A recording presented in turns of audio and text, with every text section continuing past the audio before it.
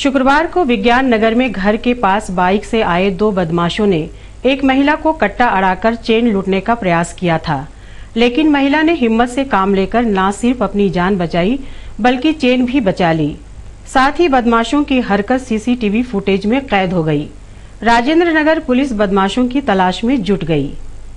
राजेंद्र नगर थाना प्रभारी DVS नागर ने बताया कि शुक्रवार को विज्ञान नगर में रहने वाली प्रतिमा पति स्वर्गीय श्याम सेनापत दशहरा मैदान से ऑटो में बैठकर अपने घर आ रही थी। घर के कुछ ही दूरी पर दो बदमाशों ने कट्टा अड़ाकर चेन लूटने का प्रयास किया, लेकिन महिला ने हिम्मत से काम लेकर लूट की वारदात को असफल कर दिया। बदमाशों की हरकत सीसीटीवी फुटेज में कैद हो गई। पुलिस बदमाशों की तलाश में जुट गई। उसमें लूट का प्रयास धारा 393 IPC का अपराध पंजीबद्ध किया गया है और उसकी विवेचना हमारे यहाँ से उप निरीक्षक श्री राठौर कर रहे हैं। और प्रार्थी ने ये बताया है कि उसमें उनके यहाँ CCTV कैमरे लगे थे, जिसके फुटेज उन लोगों के पास आए हैं। जो उनसे बोला गया है कि उसकी CCTV फुटेज की जो भी उसकी कॉपी करके और हमको दें, तो उसकी CCTV फुटेज की जो भी कॉपी हमको प्राप्त होगी प्रार्थी पक्ष से, तो उसको हम स्वयं अपने थाने पर और एक कॉपी हम क्राइम इंदौर को श्रीमान एडिशनल SP महोदय से निवेदन करेंगे। घटना की जानकारी देते हुए प्रतिमा ने कहा कि दशहरा मैदान से हम 3 महिला ऑटो में बैठी। 2 महिलाएं रास्ते में उतर गईं। मैं ऑटो से अपने घर से कुछ ही दूरी पर उतर गई। इतने में ही 2 बदमाश हाथों में पिस्टल लेकर मुझसे चेन मांगने लगे, लेकिन मैंने हिम्मत से काम लेकर उन्हें धक्का दिया और अपनी जान और चेन बचा ली। 2 तो यहाँ उतर गए, एक ऑटो आगे बढ़ा के राजेंद्र नगर के लिए चला गया।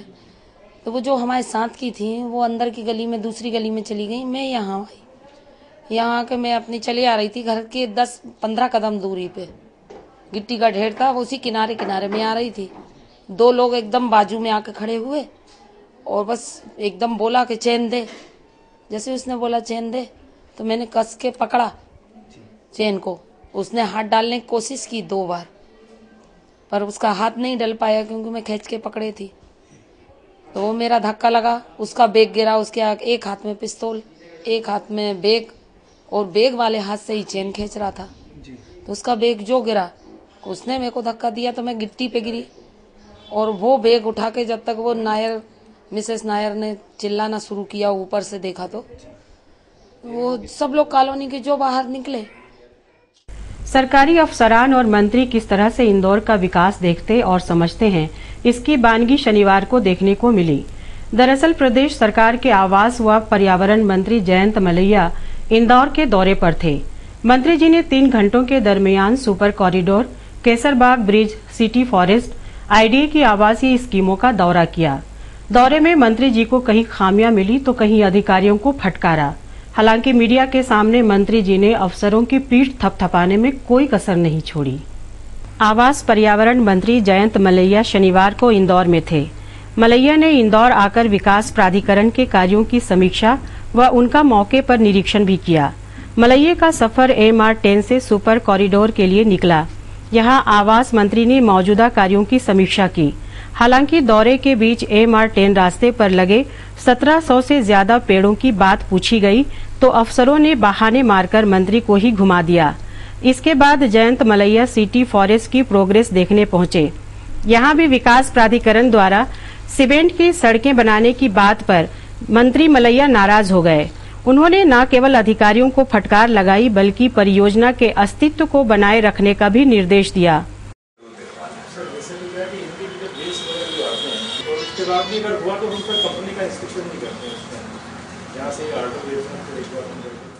इंदौर आए मलैया केसरबाग ब्रिज की सुस्त चाल को देखने के लिए भी पहुंचे। बाद में मलैया पत्रकारों के सवालों से रूबरू भी हुए। हालांकि पूरी बातचीत के दौरान मलैया मुस्कुराकर काम को ठीक स्थिति में होने की बात करते नजर आए। एक तरफ मंत्री मलैया इंदौर के विकास कार्यों की समीक्षा कर रहे थे, वहीं दूसरी ओर विकास प्राधिकरण कार्यालय पर पहुंचने के बाद मलैया को किसानों व आम आदमी के गुस्से का भी विरोध सहना पड़ा। जयंत मलैया जैसे ही इंदौर विकास प्राधिकरण कार्यालय पहुंचे, किसानों ने उन्हें घेर लिया। किसानों ने नारेबाजी करते हुए अर्धनग्न होकर प्रदर्शन भी किया।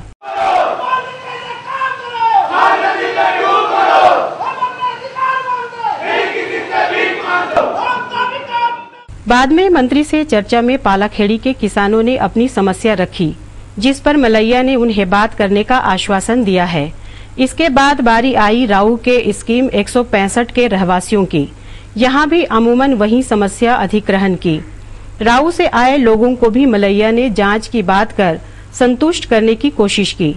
इसके अलावा मलैया ने सुनवाई करते हुए 171 स्कीम के रहवासियों से भी समस्या के कागजात लिए। मलैया ने बताया कि स्कीम 171 के मामले में वे उज्जैन संभाग आयुक्त को निर्देश देकर कार्रवाई करवा रहे हैं। दादा जैन साहब,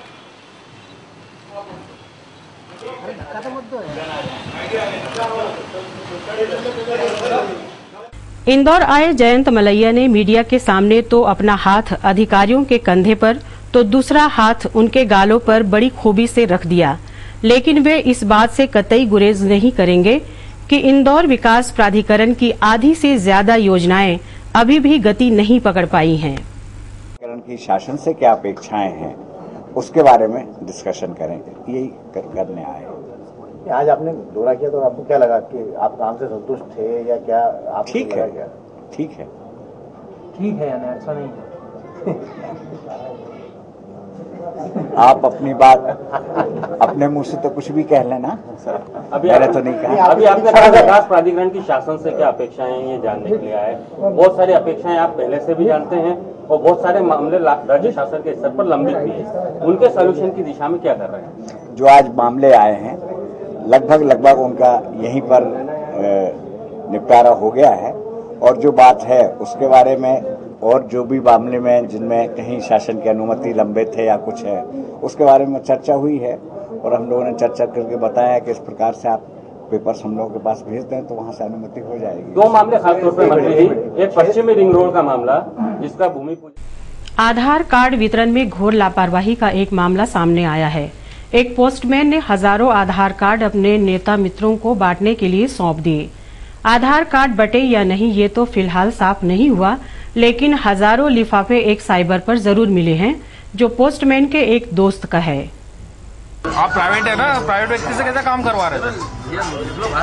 कोई चीज समझते हो आप? रेस में हो? हाँ। कोई चीज समझते हो? नहीं समझते नहीं। अकल है? अरे अकल है हमारे पास बहुत। तेरे में अकल है थोड़ी सी। बात करने का तरीका अच्छा से करो। अकल है, पहले एड्रेस देख। नहीं, आप प्राइवेट आदमी से काम करवा रहे हो। सुनो, प्राइवेट आदमी तमीज से बात करो पहले तो आप। सुन मेरी बात, तमीज से बात करो। तमीज से बात छोड़, मैं ये तेरे को बता रहा हूँ। लोकल लाइट लोगों से मदद ले रहा था। नहीं तो आप जो बने आप हमारी खबर बना रहे। मीडिया कर्मियों पर नाराज हो रहे शख्स का नाम जितेंद्र उर्फ जीतू चौधरी है। राव का रहने वाला जितेंद्र राव पोस्ट ऑफिस में ही पदस्थ है और खुद को पोस्टमैन बताता है। जितेंद्र पर आरोप है कि उसके पोस्ट ऑफिस के मार्फत बांटने आए उसकी बीट के 4000 आधार कार्ड खुद ने बांटते हुए अपने कांग्रेसी मित्रों रोहित कछावा और अंकित चौरसिया को दे दिए। शुक्रवार रात राजेंद्र नगर पुलिस को सूचना मिली कि अंकित कछावा के साइबर पर हजारों आधार कार्ड रखे हैं। इस सूचना पर पुलिस मौके पर पहुंची। पुलिस को यहां 30 से ज्यादा आधार कार्ड और 3 बोरों में भरे हुए आधार कार्ड के एनवलप मिले। मामले की गंभीरता को देखते हुए पुलिस ने सबसे पहले आधार कार्ड व उसके एनवलप जब्त किए और मामले की सूचना प्रशासनिक अधिकारियों को दी, जिसके बाद एसडीएम डीके नागेंद्र थाने पहुंचे और जांच की। एसडीएम ने मामले को गंभीर बताते हुए कहा कि पोस्ट ऑफिस के अधिकारियों को मामले की जानकारी दी जाएगी, जिसके बाद प्रकरण दर्ज किया जाएगा। आधार कार्ड किसी के पास प्राप्त होने की सूचना प्राप्त हुई थी और पुलिस ने उसको अभी जब्ती बना लिया है और धारा 102 के अंतर्गत उसमें जब्ती बना लिया है। चूँकि ये सरकारी सिस्टम के माध्यम से डिस्ट्रीब्यूशन होता है, इस पर जो भी आधार कार्ड बनते हैं वो पोस्ट ऑफिस के माध्यम से आते हैं और पोस्ट मास्टर के निर्देशन पे जो पोस्ट ऑफिस के जो कर्मचारी हैं वो घर में जाकर डिस्ट्रीब्यूशन करते हैं। तो प्रारंभिक जिम्मेदारी तो प्राइमा फेसी जो है यहाँ पे जो पोस्ट ऑफिस के जो कर्मचारी है पोस्टमैन है उनकी संदिग्धता जो है प्रतीत हो रही है। आरोपी पोस्टमैन और उसके दोस्तों को छुड़वाने के लिए कांग्रेसी नेता जीतू पटवारी थाने पहुंचे। मामले में पुलिस साइबर कैफे की जांच करने की तैयारी में है, क्योंकि जिस तरह से एनवेलप साइबर कैफे में मिले उसे आशंका बढ़ गई है कि कहीं आधार कार्ड का किसी तरह से साइबर में दुरुपयोग तो नहीं हुआ है। हाँ, एक प्रकार से हमें पोस्ट ऑफिस की लापरवाही प्रथम स्टेज में परिलक्षित हो रही है और अभी सभी पक्षों को हम लोग स्टेटमेंट वगैरह दे रहे हैं और जो भी उनके विभागीय कार्रवाई होगी और बाकी अन्य तथ्यों पे भी अगर कोई चीज़ होगा तो उस पर भी हम लोग कार्रवाई करेंगे। डिपार्टमेंट की तरफ से अगर कोई शिकायत मिलती है तो फिर क्या यहाँ वैधानिक कार्रवाई रिपोर्ट हम लोग यहाँ से हम लोग रिपोर्ट बना के इनके जो हेड ऑफिस है पोस्ट ऑफिस वहाँ पर हम लोग उनके कार्रवाई नहीं भेजेंगे कि इस प्रकार की लापरवाही होना नहीं चाहिए, क्योंकि एक महत्वपूर्ण दस्तावेज है, एक आई कार्ड है, वो विधिवत सिस्टम से जो है संबंधित आदमी को मिलना चाहिए और ऐसे कई जगह से प्राप्त होना मतलब थोड़ा सा संबंधित जो भी कर्मचारी इसकी संदिग्धता भी दर्शित करती है। एरोड्रम पुलिस ने एक युवक को नकली घी का कारखाना संचालित करते हुए पकड़ा है। कारखाना आरोपी के घर पर चल रहा था, जहां से पुलिस ने 200 किलो नकली घी और कई कंपनियों के रेपर जब्त किए हैं। आरोपी पूर्व में उसी तरह के एक कारखाने में काम करता था और उसके बाद खुद नकली घी बनाने लग गया। एरोड्रम पुलिस को मुखबिर से सूचना मिली कि विजय श्रीनगर में हरिओम कसेरा के मकान के ऊपरी हिस्से में नकली घी बनाने का काम चल रहा है। सूचना पर सीएसपी रुपेश द्विवेदी ने मयबल के मौके पर दबिश दी। यहां पुलिस को करीब 200 किलो नकली घी बनाने के काम में आने वाला सामान पैक करने के लिए बड़ी संख्या में रखे डिब्बे और कई नामी कंपनियों के रैपर मिले। पुलिस ने घी जब्त कर कारखाना मालिक हरिओम को गिरफ्तार कर लिया। सीएसपी के मुताबिक आरोपी पहले नकली घी बनाने के कारखाने में काम करता था और वहां से घी बनाना सीखने के बाद खुद नकली घी बनाने लगा। शुद्ध घी मिला के और एसेंस के साथ उसका प्रयोग करके उसका मिश्रण करके बनाता था, जिसमें अलग अलग जो ब्रांडेड कंपनियां हैं उनके रैपर्स और पैकेजेस को यूज़ करता था और उसको पैक करके सप्लाई करवाता था। कौन कौन सी कंपनियों के घी बनाता था? इसमें एक तो पारस शुद्ध घी है, संप्रीति है, नोवा है, मुरली एगमार्क है, ये सब इसके पास रैपर्स और इसके सामग्री मिली है। सर, इस मामले में कितने आरोपी पकड़े हैं? अभी तो एक आरोपी जो मुख्य आरोपी है वो पकड़ाया गया है और जो सप्लाई करने वाला ट्रांसपोर्टर है वो पकड़ाया गया है, जो गाड़ी लेकर सप्लाई कर रहा था। सर, कुछ मशीनें और कुछ केमिकल मिला के उसको इसमें एसेंस का उपयोग करता था, तो वो एसेंस पकड़ा गया है साथ में। और जो बनाने के लिए जो सामग्री है, गैस चूल्हा, गैस और बाकी सामग्री जो है वो भी प्राप्त हुई। गौरतलब है कि इंदौर शहर प्रदेश में नकली घी का सबसे बड़ा बाजार बन चुका है। गली गली में यहाँ नकली घी तैयार होता है और प्रदेश भर में बिकता है। इस काले धंधे के बारे में प्रशासन और पुलिस के अधिकारियों को जानकारी भी है, लेकिन आर्थिक हित के चलते अफसर कार्रवाई करने से बचते हैं। राजस्थान के 2 युवकों ने सराफा बाजार के व्यापारियों को एक बार तो नकली चांदी बेचकर चूना लगा दिया, लेकिन दूसरी बार जब फिर चूना लगाने आए तो पकड़े गए। फिलहाल एक आरोपी पुलिस की गिरफ्त में आ गया है, वहीं दूसरे की पुलिस तलाश कर रही है। सराफा बाजार पुलिस को शुक्रवार शाम सारडा ज्वेलर्स के मालिक गोपाल सारडा ने सूचना दी कि 2 युवक नकली चांदी बेचने उनकी दुकान पर आए हैं। सूचना पर पुलिस मौके पर पहुंची, लेकिन 2 में से एक युवक तब तक फरार हो गया। गोपाल सारदा के मुताबिक देवीलाल और उसका फरार साथी साकल चंदपुर में 2 बार उनकी दुकान पर आ चुके हैं। पहली मर्तबा उन्होंने सराफा व्यवसाय द्वारा जारी शुद्धता सर्टिफिकेट दिखाते हुए कुछ चांदी के सिल्ला उन्हें बेची थी, जो असली थी, लेकिन दूसरी बार असली चांदी की जगह नकली सिल्ला देकर चले गए। सारदा के मुताबिक आरोपियों ने इस तरह से एनआर ज्वेलर्स पर धोखाधड़ी की थी। पिछली बार की धोखाधड़ी की रिपोर्ट उन्होंने पुलिस को नहीं की, क्योंकि वे आरोपियों को पकड़ना चाह रहे थे।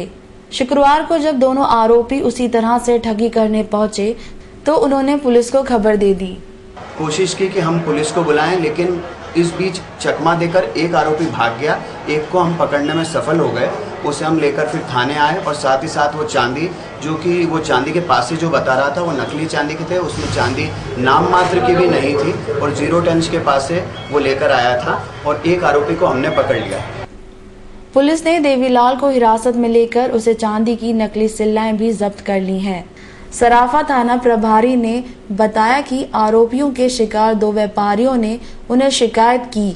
अब वे दूसरे आरोपी और उनकी गैंग के अन्य सदस्यों की तलाश कर रहे हैं। इनमें से एक ठग को पकड़ा जा सका है और वो जो नकली चांदी है वो भी बरामद की है, जो 15 किलो से अधिक वजन की है और इनके विरुद्ध धारा 420 के अंतर्गत कार्रवाई की जा रही है। इसमें से पहले आरोपी का नाम है देवीलाल पिता मूलचंद सोनी, उम्र 32 साल, निवासी श्रीमाल नगर भीनमाल, जिला जालौर, राजस्थान। और दूसरा वाला साकल चंद पुत्र मांगीलाल सोनी, निवासी समदड़ी, जिला बाड़मेर, राजस्थान। इनके विरुद्ध कार्रवाई की जा रही है और इसके बारे में इन्वेस्टिगेशन करते हैं कि इनका कौन है, कौन गिरोह है, क्या। सर, क्या ऐसा कुछ बात सामने आई कि इन्होंने और भी लोगों के साथ कुछ किया हो यहाँ पर सराफा में? अभी ये इन्वेस्टिगेशन का मैटर है और हम इन्वेस्टिगेशन करेंगे और पता लगाएंगे। जैसा कि व्यापारियों का कहना है, जो गोपाल छाड़ा जी ने बताया है। और आपका क्या नाम है? हाँ, इन्होंने बताया है कि ये लोग राजस्थान के कुछ लोग हैं, ठग हैं, जो पहले असली चांदी देके इनका ज्वेलर्स का विश्वास जीतते हैं और फिर उन चांदी की सिल्लियों पे नकली सिल सिक्के लगा के, जिसको कि टेस्टेड ओके वाली जो सिल सिक्के होते हैं वो लगा के और फिर उनको व्यापारियों को धोखे से बेच जाते हैं।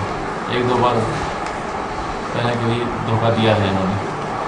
उसमें ये थे, ये कौन थे, इसके बारे में इन्वेस्टिगेशन किया जाएगा। किस तरह की कार्रवाई की जाएगी इनके खिलाफ? ठगी आरोपियों ने पूर्व में करीब 7 लाख का चूना व्यवसाय को लगाया है और शुक्रवार को करीब 4 लाख की चपत और लगाने की तैयारी में थे, लेकिन उससे पहले ही पकड़ाए गए। होली पर्व के मद्देनजर पुलिस ने सुरक्षा के पूरे शहर में पुख्ता इंतजाम किए।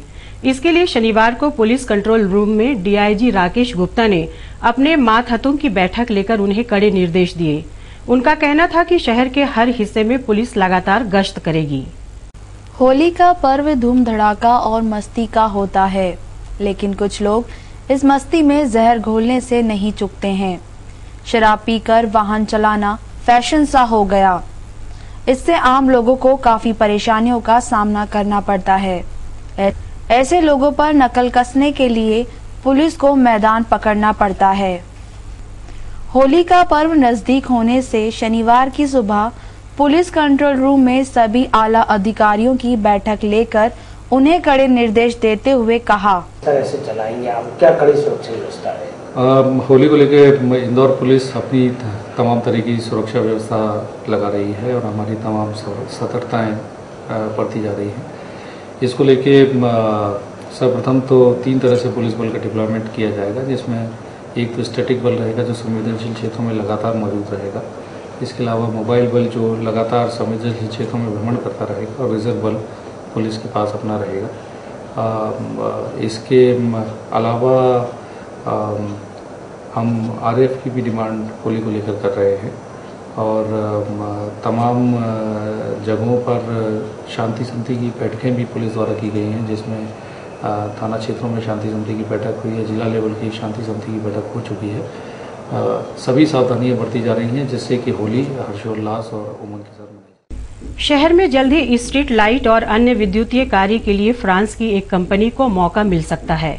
शुक्रवार को कंपनी के प्रतिनिधियों ने एमआईसी सदस्यों को एक प्रेजेंटेशन के माध्यम से कार्य प्रणाली की जानकारी दी। शुक्रवार को महापौर कृष्ण मुरारी मोघे और एमआईसी सदस्यों ने फ्रांस की कंपनी सिटी लूम का एक प्रेजेंटेशन देखा।